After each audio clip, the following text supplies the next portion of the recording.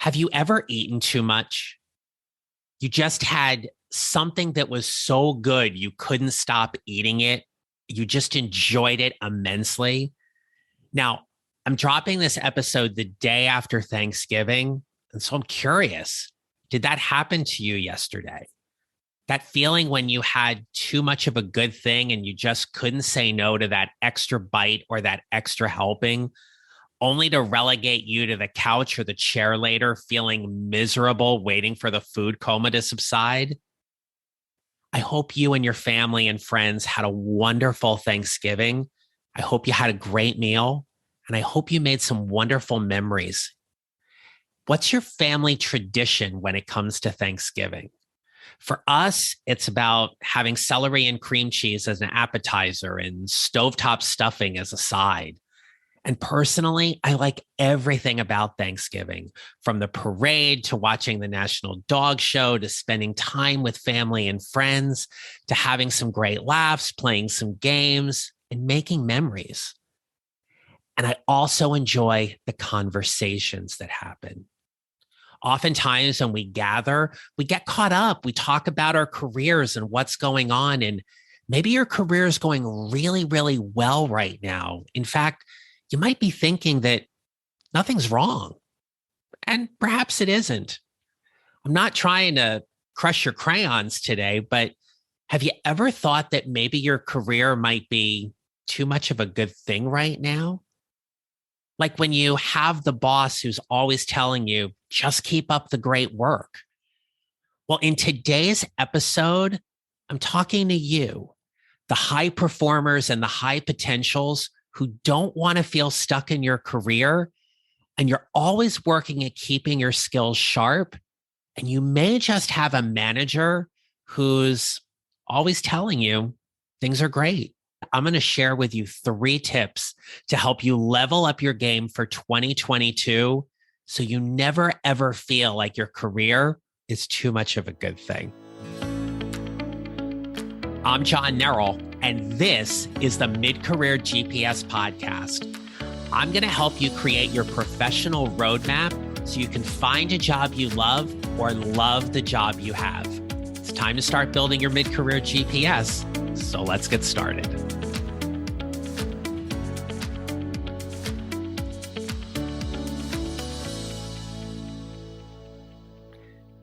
Hello, my friends. Welcome back to the podcast and welcome to the holiday season. Now, as I mentioned, this episode is dropping the day after Thanksgiving, and I do hope you had a wonderful time. But I do want to just take care of a couple little housekeeping tips before we get started. So if you're looking for a quick gift for yourself that's going to give you some great return and not cost you a lot of money, I want you to check out my 14-day Build Your Mid-Career GPS Challenge. Over the course of 2 weeks, I'm going to help you build that professional GPS or roadmap while at the same time helping you focus on things like your resume, your LinkedIn, networking, and interviewing skills, all while working on your mindset, your attitudes, and your strengths to help you show up and create your next advancement opportunity. There's a link in the show notes to it, but you can also visit my website at johnneral.com/challenge to sign up. We start on December 1st, and everything culminates with a live event on Tuesday, December 13th. So I hope you join us for that. Also, if you haven't had a chance, please do me a favor and rate, review this podcast on your favorite platform. If you can, also subscribe or follow it as well. It definitely helps me get the message out more about this podcast and getting a message out to more mid-career professionals like you to help them navigate and figure out whatever is next. Lastly, I've talked about this before. I have a private Facebook group. It is called Your Mid-Career GPS. And that's where today's topic came from. I posted in the group recently about what would you want me to talk about the day after Thanksgiving? And big shout out to Amy and Jennifer, who were kind enough to weigh in on this, as well as some of the other members in the group. I really appreciate your feedback on this, and I hope this episode is exactly what you were thinking. If you're a high performer, It means you love getting results. You're dependable, and success is one of those first words in your vocabulary. You achieve things, you get things done. And you're also someone who values feedback. Usually, high performers are also heart centered leaders and professionals where they want to make things better or easier for their boss, their team, their organization. You always deliver. In fact, you might even think of yourself as quote unquote the good soldier. You get stuff done. But like all of us, we have somebody who we're reporting to, and managers can manage and often do manage high performers a little bit differently. In all honesty, they probably leave you alone. I remember this in my career. I never wanted to cause my boss any trouble or give them any reason or concern to pull me in and have a conversation. So I thought, well, if I just do a good job, then they're going to be happy with me. And the truth is, managers are managing a lot of people. And where are they going to devote their attention? To the people who are causing the problems, the people with the performance issues or the projects that need their attention. And so if you're not on their radar, we often fall off of it, right? They're thinking, the managers are thinking, quote, I don't have to worry about you. And so while the squeaky wheel may get the grease and the attention, that might leave you feeling a little left out.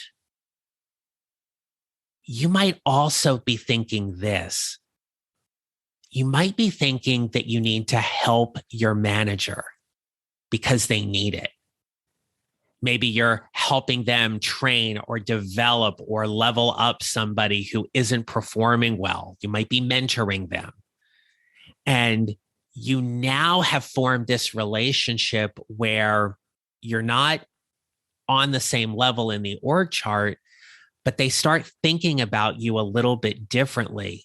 You might even find yourself taking care of your manager because you think they need it. That's not your job. You can be a really great employee and be a really great colleague, but you don't have to take care of everybody, especially your boss. And so one of the tips I want to leave you with today is you have to manage the relationship differently because you are the high performer and quote, everything's going well. Now, in managing that relationship, one of the things I'm going to suggest to you is you have to hold the check-in meeting with fidelity. If your boss has scheduled regular check-in meetings with you, you need to hold them with fidelity, meaning you don't cancel them. When leaders cancel check-in meetings, they have to have a pretty good reason for it. Yes, they're busy. Yes, they may be putting out fires, but your time with them needs to be just as important as everybody else's. And when I was managing staff, one of the things I told all of my team members was, if I ever have to reschedule or cancel a check-in meeting with you, and I don't reschedule that meeting within 24 hours, you need to do that. And it's not that I'm intentionally forgetting, but I never want to lose our check-in time. It was my way of letting them know that our space and our time together were important. Because in work, just as much as in life, if we don't schedule it, it doesn't happen.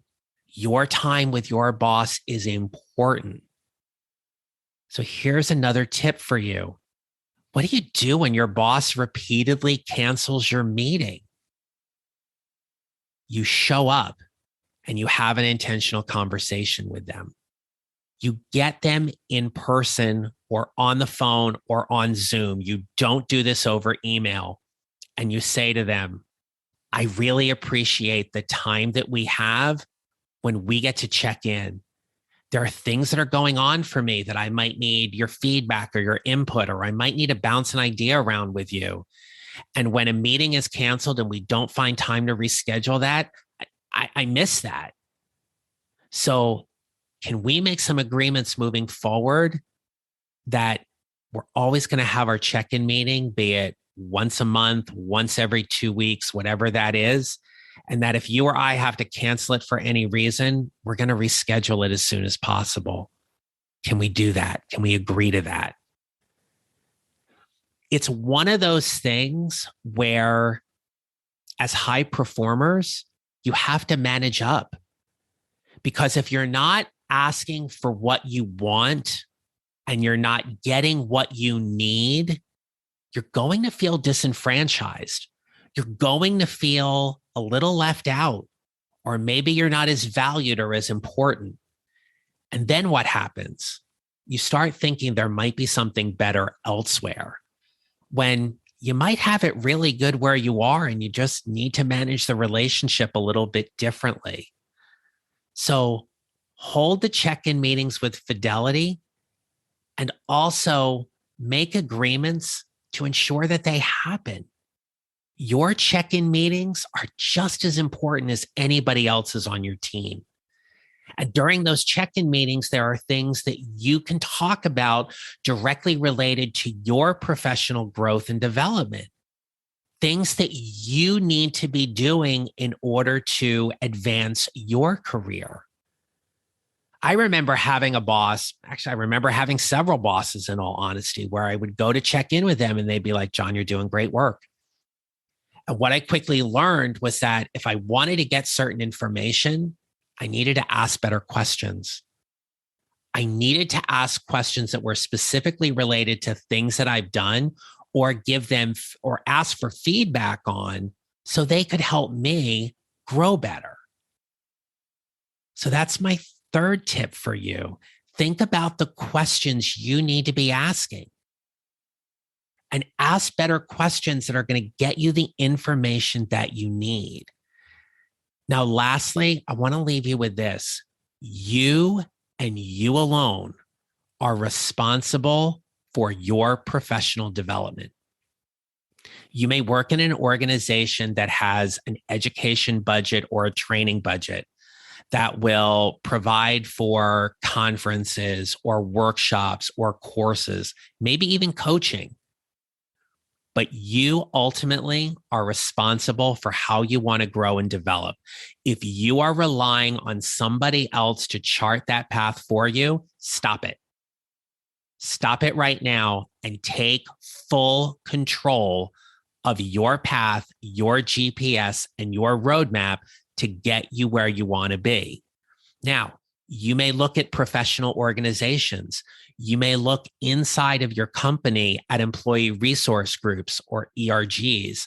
You may look at professional learning communities, be it online or within your company, that may be specifically related to something you want to learn or you want to develop in.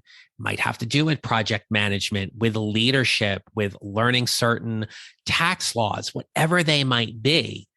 May also be an opportunity for you to focus on enhancing some professional competencies, communication, strategic thinking, being a visionary. Use your time to also talk about informational interviews and find who you can connect with, and identify that there's somebody you want to talk to learn a little bit more about their career path and how they got where they are. If you have not had chance to listen to my conversation with Lisa Downs, which was episode number 70, there's a great part in that conversation where Lisa shares her best strategies and tips for having informational interviews that will always keep the conversation and the momentum going. So make sure you check that out. It's a really great conversation, especially if you're 40 plus, because we talk a lot of things related to 40 plus. Think about how you network. You may like networking. You may love networking. You may hate networking. But there are ways to do it, both internally and externally, that are going to allow you to be responsible for your professional development. And lastly, take the time to self-reflect. You know what you want to learn, but give yourself the space and the time and the grace to think about what that might be. And when you identify that particular skill where you want to grow, how does that elevate your career moving forward? How are you a more valuable professional because of that learning opportunity? When you recognize that you're responsible for your own PD, you get to lean into your own curiosity, the things that excite you and motivate you. I talked recently with a client about finding a way to build a passion project into their day that would still be aligned to their work, but that would make them a little more valuable and a little more interested in learning a different aspect or facet within their career. It's about taking that initiative based on your curiosity and running with it. There is something right now in your job that you can learn that's going to make you better, that's going to make you more valuable, and is going to get you noticed. It doesn't have to lead to a promotion, but what it will do is increase your value. And somebody's going to want that, whether it be at your current job or somewhere else. So your challenge for today's episode is to identify one skill you want to improve and work on in 2022, and then determine how you want to do that. Is it an online course? Is it through a workshop or a conference? Is it by reading some books, reading some blogs? Or is it hiring a coach? If you want some help with this, one of the great things and great ways to get started is to join my 14-day Build Your Mid-Career GPS Challenge.